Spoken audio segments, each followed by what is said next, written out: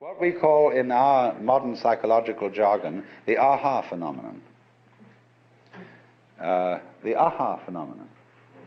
Aha! Now I see. Well, now, what was all this? This Zen is a translation of the Sanskrit word jhana. And so this is being pronounced Chan in Chinese and Zen in Japanese. Is unfortunately untranslatable in English.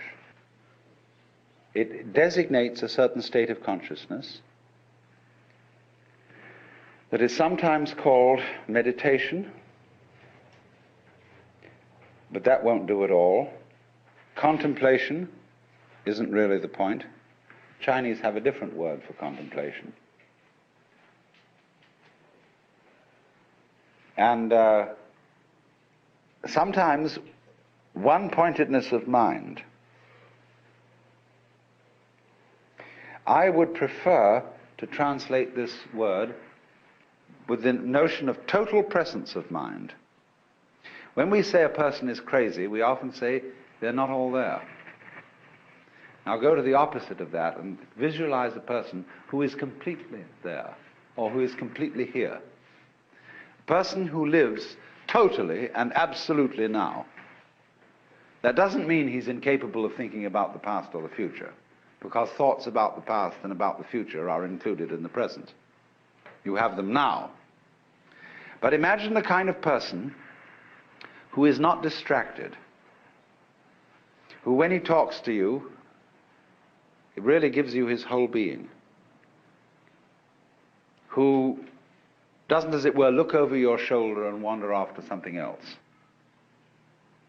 Somebody who, first of all, he's completely here, and he's so much here that you can't phase him. Now this idea of phasing is crucial in Zen. You see, I referred a moment ago to attachment, that Buddhism is living free from attachments.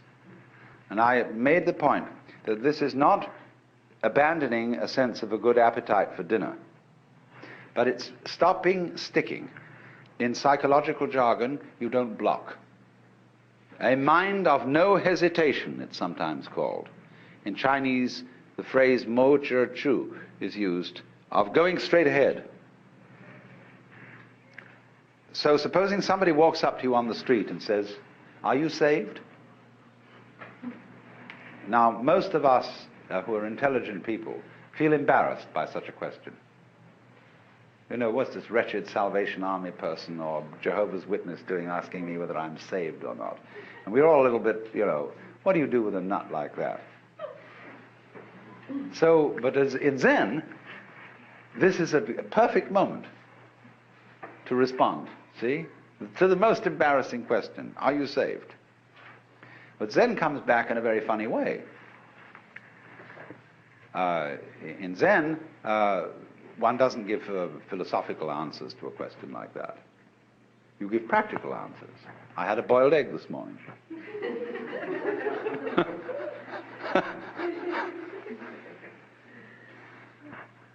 Because whenever you are asked about matters sacred, theoretical and philosophical, you answer in terms of things earthy and practical.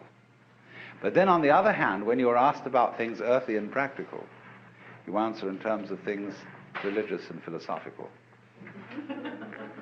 Is dinner ready? You know? Who's asking this question? Who are you? So, this is then the flavor of Zen, is, you know, Bodhidharma is supposed to have meditated so long that his legs fell off. And he's usually drawn this way, something like this anyway.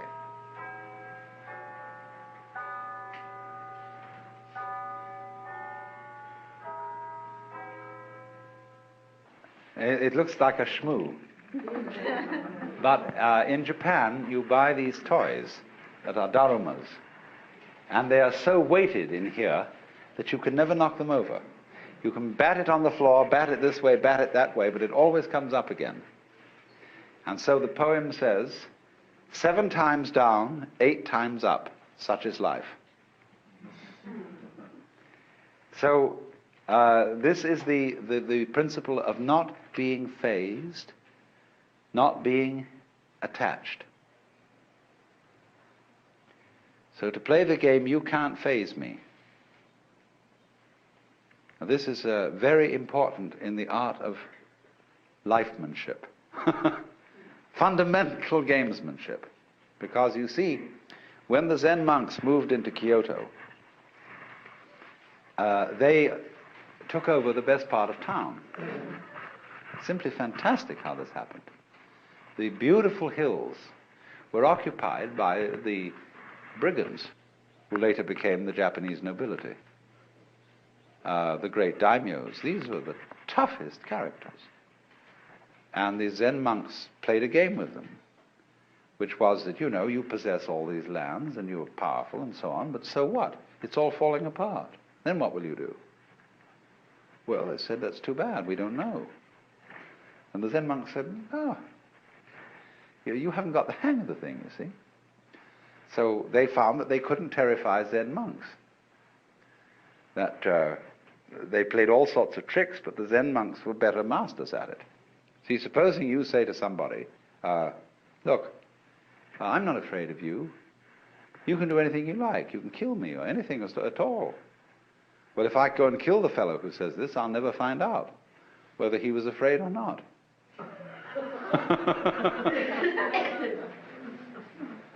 So they outfaced these people and said, we have a secret, you see, that you don't have. And we'll teach your servitors to be great warriors, because they'll learn the secret too, and they won't be afraid of anything. And this is what they did.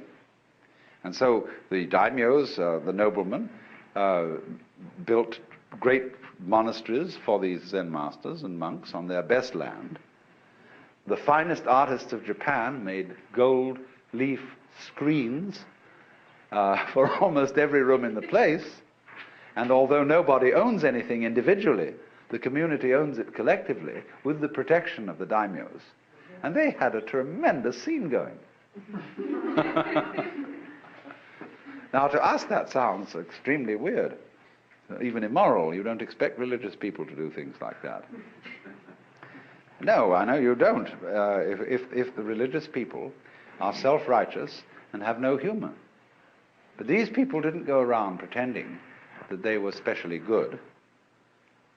They didn't dupe themselves. They were people who understood what human nature is. That in every one of us there is an element of irreducible rascality. In Jewish theology, this is called the Yetzer Hara. Y-E-Z-E-R-H-A-R-A. The Yetzer Hara. The element of irreducible rascality, which was created by God, because God has one too. And that's why when you are really affectionate with somebody else, when, for example, men, I don't know what women do in their private lives between each other, but men, as we all know, say to someone they're very fond of, why, you old bastard. You know? Just like that, you know, there's a certain way of saying to a person, there's a certain glint of recognition. And so there's a Zen poem which says, when two Zen masters meet each other on the road, they need no introduction. When a thief meets a thief, they recognize each other instantly.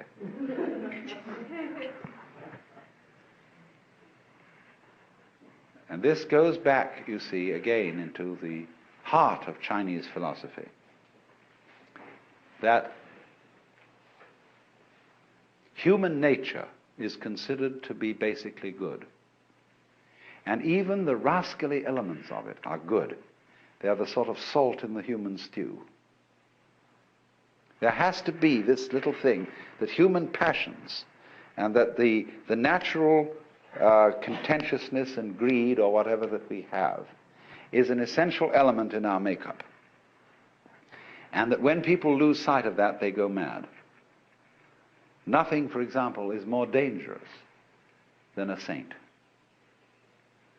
That is to say, an unconscious saint who thinks that he is right and who endeavors to live an absolutely pure life and to eliminate all selfish thoughts. Somebody who undertakes that task is going to be a menace to all around, because he loses his humor. He loses his real humility, which is knowing that after all, since we're humans, we have certain needs. We need to eat, we need sex, we need this, that, and the other. And this sort of has a quality of humor to it. And so this is why in Zen art, the sages are always drawn to look a little bit like bums. You know that Putai, or Hote as he's called, what's called the laughing Buddha, the fat Buddha with an immense belly, and carrying around an enormous bag of rubbish, into which he indiscriminately puts anything he finds around and then gives it away to children. This is the sort of type which the Chinese call the old rogue. And the old rogue, as a type of the poet, sage, monk, and scholar, you see, is greatly admired. He's the non-violent brigand, the rolling stone, the free man, or in our words, the joker. The joker, you see, is the card that can play any role in the pack. So then, Zen developed in China after Bodhidharma's time and came to a sort of golden age in the Tang and Sung dynasties. The golden age of Zen lies between 713 AD and approximately 1100, 1200, 11 to 1200. That's the great creative period in which all the marvelous masters emerged and during which Zen exercised a profound influence on the development of Chinese poetry and painting, calligraphy and scholarship. Then, between 11 and 1200, it shifted to Japan and underwent a new development, rather different in quality and in tone. And after it had done that for some curious reason, but it's a very complicated historical question, it slowly faded away in China. So that as we find it today, it is principally a Japanese phenomenon, and it is slowly fading in Japan and slowly growing in the West. It's a very funny thing. Now then, let me indicate what Zen training, what its method is. How does it work? I said before, what is involved is a dialogue, an interchange between two people. One who's defined himself as a student and has therefore defined the other as the teacher. There is no teacher until a student arrives, no problem until a question is raised. So students create teachers. If you ask a question, you get 30 blows with a stick. If you don't ask a question, you get 30 blows with a stick. Because you put yourself in statu pupillari. You've defined yourself as having a problem. Now, nobody really has a problem, but the Maya, the game of life, is to pretend that you do. Going back to fundamental Hinduism, the Godhead, or the Self, pretends it's all of us, and so gets lost, and so has a ball, and dreams all this goings on. So when you're on your way out from the dream, it suddenly occurs to you that you have a problem. Life is suffering. You would like to get out of this. So one such student went to a Zen master and he said, "We have to dress and eat every day. And how do we get out of all that?" In other words, you might ask the question in this way. We have to work, get up Monday morning, go to the office, do all this routine, sell something and so on. How do we get out of the rat race? So we have to dress and eat every day, and how do we get rid of all that? And the master said, "We dress, we eat." The student said, "I don't understand." He replied, "If you don't understand, put on your clothes and eat your food." Now, this is the kind of dialogue so characteristic of Zen. So the position is this. The master, on being approached by a student about the problem of life, says, "I have nothing to teach you. I'm a Zen master. I have nothing to say. Zen is not words. And furthermore, everything is perfectly clear." There was a Confucian scholar who went to a Zen master and said, "What is your secret teaching?" And he replied, "There is a saying in your own teacher Confucius which explains it all. Don't you remember when Confucius said to his disciples, 'Do you suppose that I'm concealing something from you? I've held nothing back.'" And the scholar didn't get this. So a few days later they were walking together in the mountains, and they passed the wild laurel bush.